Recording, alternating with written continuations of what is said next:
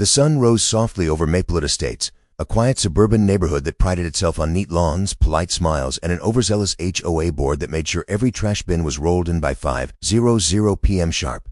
To most people, it was a peaceful place, the kind of neighborhood you'd see in real estate brochures. But for Daniel Hayes, it was supposed to be more than that. It was supposed to be a fresh start.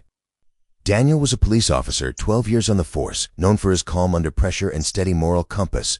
After his wife passed away 3 years ago, it had been just him and his daughter, Lily, the brightest, most determined 12-year-old he'd ever met. Lily was born with a spinal condition that left her wheelchair-bound, but her spirit was stronger than anyone Daniel had ever known. When Daniel bought the cozy 2-story house on Cedar Lane, he imagined peace, the sound of birds instead of sirens, quiet breakfasts before school, and a place where Lily could roll safely to the park. The house had wide doors, a sloped driveway, and a small ramp he'd built himself from sturdy oak planks. He'd done it not for convenience, but for independence, something Lily cherished more than anything. Their first week was blissfully uneventful. Neighbors waved as Daniel pushed Lily along the sidewalk, and a few even brought over casseroles, welcoming them with warm smiles. It almost felt normal again. Then one morning, while Lily was feeding her golden retriever Buddy, a woman's voice sliced through the calm like a knife. "Excuse me." Daniel looked up from his coffee. Standing at the edge of his driveway was a woman in her late 40s, sharp haircut, oversized sunglasses, and a clipboard hugged tightly against her chest, the unmistakable badge of an HOA warrior. "I'm Corinne Whitmore, president of the Maplewood Estates Homeowners Association," she announced with the authority of someone who loved hearing her own title. "We need to discuss your ramp." Daniel blinked. "My daughter's wheelchair ramp? Yes, that."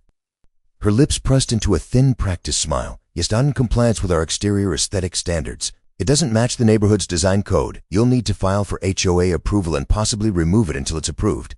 Lily's eyes dropped to her lap. She had heard that tone before, the kind that made her feel small.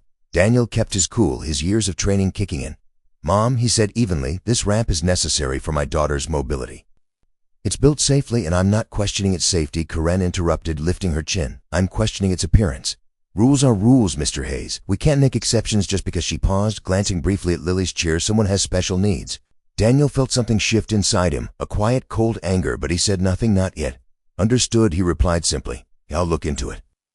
Corinne smiled, satisfied, and strutted off down the sidewalk, clipboard clicking under her arm. Buddy let out a low growl as she left. Lily giggled weakly and patted his head. "She's kind of scary, Dad," she said. Daniel crouched beside her wheelchair, forcing a smile. "Don't worry about her, sweetheart. Some people just forget what kindness looks like." That night, Daniel sat at the dining table long after Lily went to bed. He stared at the HOA handbook Corinne had slipped into his mailbox, pages of rules about lawn heights, mailbox paint colors, and fence heights. But nowhere did it mention accessibility. Not a word about ramps. He sighed, rubbing his temples. It wasn't the first time someone had made Lily feel different, but it was the first time since they'd moved that someone had tried to take away her independence. Outside, the streetlights flickered against the dark windows. Maple Estates looked perfect, the illusion of peace, the mask of order. But Daniel knew masks well. He'd seen plenty in his line of work. And he could sense it now. This neighborhood had its share of secrets and power games, and somewhere at the center of it all was Corinne Whitmore. What she didn't know, what no one knew yet, was that beneath the calm smile and polite nods, Daniel Hayes was a man who never turned a blind eye to injustice. And Corinne had just picked a fight she would never forget. A week passed after the first encounter. The morning air had turned crisp, carrying the scent of freshly cut grass and distant sprinklers. Lily had begun to settle into her new school routine. Daniel would drive her to Maple Creek Middle, where the teachers were kind and classmates curious but polite. But peace in Maple Estates never lasted long. It started small. Notes appeared in Daniel's mailbox. At first, they were the polite, passive-aggressive kind every HOA member learns to write. "Your ramp color doesn't match the trim of your house. Please refrain from leaving your trash bin out past pickup time. HOA expects uniformity for community harmony." He ignored them. After all, he'd faced worse in uniform. But soon the tone shifted. One morning, Daniel found a photo tucked under his windshield wiper, a close-up of his front yard. Scrolled across it in red marker were the words, "Eyesore, remove it or face fines."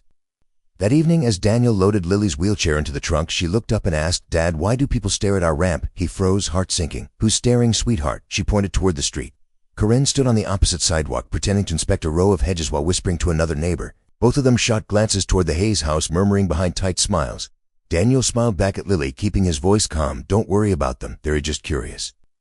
But inside, he wasn't calm. He was calculating.